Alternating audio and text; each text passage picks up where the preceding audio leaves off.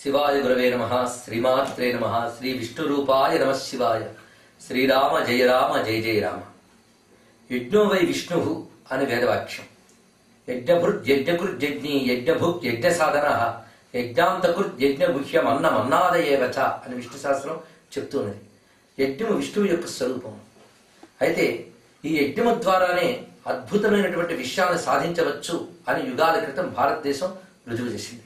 అది యజ్ఞభూమిలోనే సాధ్యమైంది. యజ్ఞంలో వినియోగింపబడేవి ప్రధానంగా 3 విషయములు ఉన్నాయి. ఒకటి మంత్రము, ఇంకోటి దేవత, మూడవది ద్రవ్యము. ద్రవ్య మంత్ర దేవతా రూపమైనటువంటిది యజ్ఞం. ఇందులో వివిధములైన దేవతా శక్తులు విశ్వంలో ఉన్నాయని, ఆ దేవతా శక్తులను యజ్ఞము ద్వారా మనం తృప్తి పరచగలిగితే ఆ దేవతలు తమ యొక్క శక్తితో ఈ వాతావరణాన్ని, ప్రకృతిని, జీవుల్ని ఉద్ధరిస్తారు. ఇది సనాతనమైన ఒక విజ్ఞానం. ఈ విజ్ఞానాన్ని ఆవిష్కరించుకున్నది భారతదేశం. అయితే ఈ మంత్రానికి, దేవతకి, ద్రవ్యానికి అనుసంధానం కూర్చేది ఆ విషయంలో ప్రావీణ్యత గడించినటువంటి పండితులు.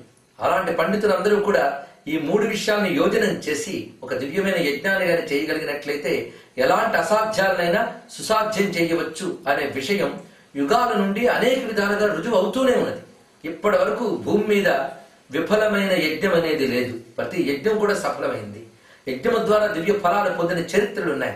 అయితే వాటి యొక్క విలువ తెలిసి వాటిని చక్కగా ఆచరించగలిగే వాళ్ళు కావాలి. అందుకు ప్రధానంగా వేద మార్గ ప్రకారంగా చేసే యజ్ఞములు ఏవైతే ఉన్నాయో వాటికి ఒక ప్రత్యేకత ఉన్నది. అసలు యజ్ఞం అనే భావమే వేదం నుంచి జనించింది. వేదం కర్మకాండ, జ్ఞానకాండ 2 విధములుగా విభజింపబడింది. ఈ 2 విధములుగా ఉపాసింపబడుతున్నాడు పరమాత్మయే. ఈ కర్మకాండ అయినటువంటి యజ్ఞం యొక్క ఫలం ఐహిక జీవనం చక్కగా ఉండడానికి, పైగా ధర్మము, శాంతి, పరస్పర సౌమనస్య వాతావరణాలు, దరిద్రాలు లేకుండా ఉండడం, ఆరోగ్యంగా ఉండడం, ఇలాంటి ఐహిక ప్రయోజనాలన్నీ నెరవేర్చుకోవడానికి వేదం పూర్వభాగమైన కర్మకాండనిచ్చింది. తర్వాత జీవుడికి వైయక్తిక ప్రయోజనమైన మోక్షం కోసం తర్వాతి కాండ జ్ఞానకాండని అనుగ్రహించింది. అది ఉపనిషత్తులతో మనకు లభిస్తున్నది. అయితే కర్మకాండ ద్వారా చిత్తశుద్ధి పొందిన వారు మాత్రమే జ్ఞానకాండకు అర్హులవుతారని కూడా శాస్త్రంలో చెప్పారు. అందుకే వేదాంత శాస్త్రంలో కూడా యజ్ఞాన్ని గౌరవించాయి. ఆ యజ్ఞముల్లో అగ్నిముఖంగా చేసేటువంటి ఏ యజ్ఞములైతే ఉన్నాయో అవి ప్రకృతి వైపు వెంటనే చూపిస్తున్న ప్రభావాలు నాటి విజ్ఞాన శాస్త్రం చాలా స్పష్టంగా చెప్పింది. మధ్యలో ఏదో గ్రహణం పట్టినట్లుగా పాశ్చాత్య వ్యామోహంలో మనం యజ్ఞ విజ్ఞానాన్ని మర్చిపోయినా మళ్ళీ ఆ పాశ్చాత్యులే కళ్ళు తెరిపించి మీ యజ్ఞ విజ్ఞానం ఇది అని రుజువు చేయగా ఇప్పుడు మళ్ళీ తెలుసుకుంటూ అనేక యజ్ఞ ప్రక్రియలు చేసి సత్ఫలితాలు పొందుతూ ఉన్నారు. పైగా నారాయణ స్వరూపం యజ్ఞంగా మనం చెప్పుకుంటున్నాం. విగ్రహము ఇవన్నీ తర్వాత వచ్చే, ముందు అగ్నిముఖంగా ఆరాధించాలి, ఆ తర్వాత విగ్రహమునందు ఆరాధించాలి. ఇలా మన శాస్త్రం చెప్తున్నది. పైగా యజ్ఞములన్నీ లోకక్షేమం కోసమే. ఇది బాగా గుర్తుపెట్టుకోవాల్సిన అంశము.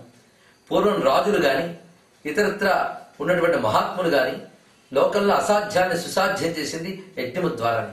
అందుకు ప్రస్తుతం భారతదేశంలో ఉన్నటువంటి పరిస్థితులన్నీ కూడా చక్కబడి పరస్పరము సామరస్యము, ధర్మము, శాంతి ఏర్పడి అన్ని మతాల వారు కూడా సౌమనస్యంగా ఉండాలి అంటే యజ్ఞ ప్రక్రియ ద్వారా సాధ్యమవుతుంది. ఎన్ని కబుర్లు చెప్పుకున్నా, ఎన్ని చేసినప్పటికీ కూడా దేవతా శక్తుల యొక్క అనుగ్రహం మనకు కావాలి. వాతావరణంలో ఉన్నటువంటి అసుర శక్తులు మనకు కనబడకుండా ఉంటాయి. వాడి దుష్ప్రభావం చేత మన బుద్ధులు, మన ప్రవర్తనలు కూడా మారుతాయి. అలాంటి అసుర శక్తుల్ని పారద్రోడాలి అంటే దివ్య శక్తుల్ని వాతావరణంలో జాగృతి పరచగలగాలి. అలా పరచగలిగేటువంటి ప్రక్రియ యజ్ఞం. దానికి శ్రౌతంలో అనగా శృతిలో చెప్పినటువంటి ఏ పద్ధతులు ఉన్నాయో వాటిని అనుసరించి ఆ సశాస్త్రీయమైన యజ్ఞాన్ని చేయగలగాలి. అలాంటి వాటిలో ఉత్కృష్టమైన సోమయాగం ఈ అతిరాత్ర యాగం అనేటువంటిది. ఈ అతిరాత్ర యాగం ద్వారా వేదంలో చెప్పబడ్డ అనేక మంది దివ్య దేవతల్ని, సర్వదేవతాత్మకుడైన పరమేశ్వరుని, ఆ శ్రీమన్నారాయణ యొక్క అనుగ్రహాన్ని మనందరం పొందే అవకాశం ఉన్నది. పైగా దీన్ని ప్రోత్సహించేవారు, దీనిలో పాల్గొనేవారు వీరందరూ కూడా ధన్యులు. ఆ ధన్యతను మనందరం కూడా సంపాదించుకోవాలి. ఈ అతిరాత్ర యజ్ఞము ద్వారా ఆ శ్రీమన్నారాయణ యొక్క పరిపూర్ణమైన కారుణ్యాన్ని మనందరం పొందాలి. యజ్ఞం యొక్క ఫలం ఇది అని రుజువు చేయగలగాలి. అది తెలుగునాట జరగడం తెలుగు వారి యొక్క అదృష్టము, అది గర్వకారణము కూడా. అందులో తెలుగు దైవమైనటువంటి భద్రాద్రి రామచంద్రమూర్తి సన్నిధిలో జరగడం మరొక భాగ్యం. ఆ యజ్ఞస్వరూపుడైన రామచంద్రమూర్తి అనుగ్రహంతో ఈ యజ్ఞము సఫలమై సర్వులకు సత్ఫలితాలు అందించుగాక అని ప్రార్థిస్తూ సర్వం యజ్ఞనారాయణార్పణమస్తు.